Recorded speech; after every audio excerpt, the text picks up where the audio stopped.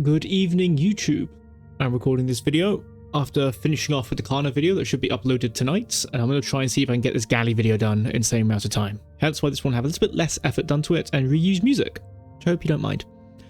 We're going to be talking about what I'm going to refer to as the Galli theorem, for lack of better words, and it is when a thing in the game is, I guess you could say, justifiably nerfed, but this is done in the wrong way, and in such a way that the problem hasn't actually gone, but you've just made the playable, you've made the playable be forced into certain situations that are very, very unfun to deal with. So what was the Galli nerf? The Galli nerf was that its damage was cut, and I think its bleed was removed on its kicks. Even though I have played with the new Galli, I've not even bothered to test if it still bleeds, but common consensus says that it doesn't bleed anymore. Some of you may be thinking, but why was Galli nerfed to begin with? Well, quite a while ago, Galli got a trot buff. And then with the introduction of mutations, especially the speed mutation, one that I talked about at length before, about why certain mutations may need to be looked at, and lo and behold, the issue that I suspected happened.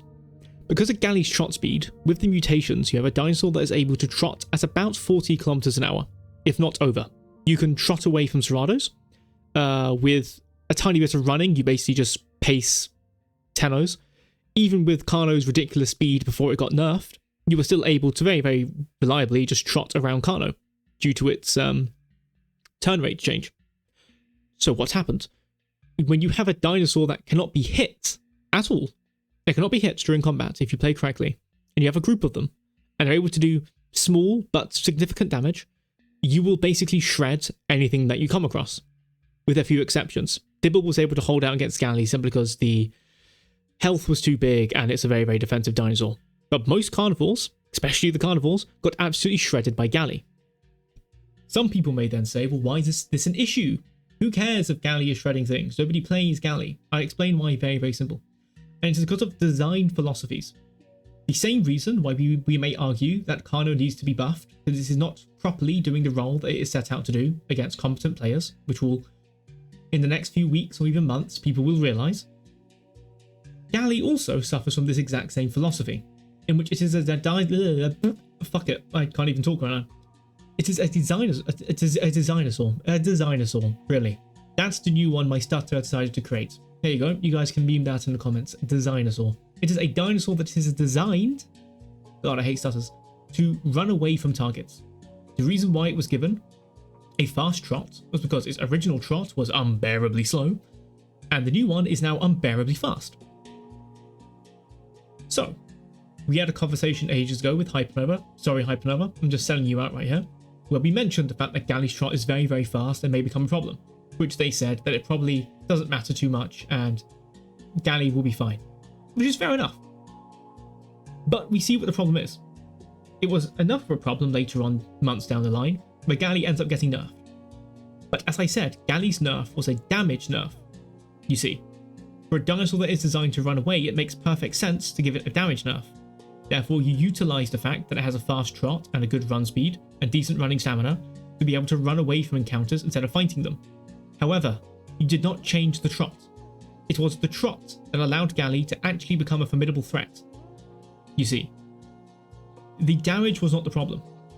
And in fact, what the damage has now done is that if you have two Gallis versus a single raptor, and the raptor pins one of the Gallis, the other Galli potentially cannot actually kick the raptor and kill it fast enough. The raptor may die afterwards, but the Galli can no longer defend its friend. If you now have two raptors, the Gallis cannot really fight back. Granted, they're not supposed to fight back. This is not a very, very fun situation for a solo Galli player, for a duo of Gallis to be in versus a solo raptor, you see. But is it the biggest issue in the entire world? No. But it is one of those things that will rub you the wrong way when it happens. Now, with the trots not being nerfed, towards the end of this video, which will be coming up very, very soon, you will be seeing the current Kano versus current Galli, and you will see the exact same thing happens. The Galli still shreds the Kano very, very quickly, even with just 3 Gallis versus a Kano.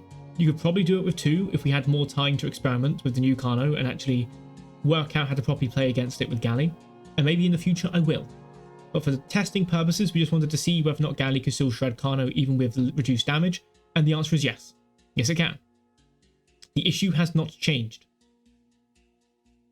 To explain this with a, how do you say, with a analogy, it is like having a gun that does 60 damage and had a very, very fast rate of fire, you see.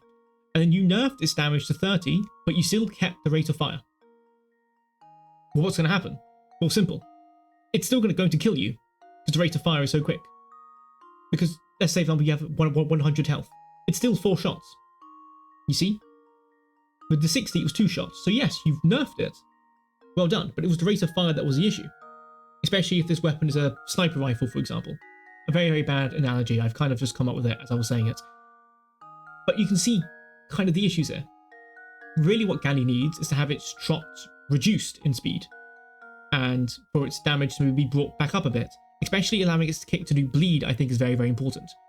Because if you're running away from something and you've applied some bleed to it, especially the smaller dinosaurs like Raptor and Dilo, it can become very, very scary with that Galli bleed when you're running after the Galli, which may actually dissuade someone from chasing after you. So yes, that's about it with the Galli theorem. It's just an incorrect nerf in my opinion. Justified, because it's meant to be running away from things, but it didn't tackle the thing that caused it to run away from things. And it's still doing the exact same thing that it was doing before. So, I don't know. Riddle me that, I guess.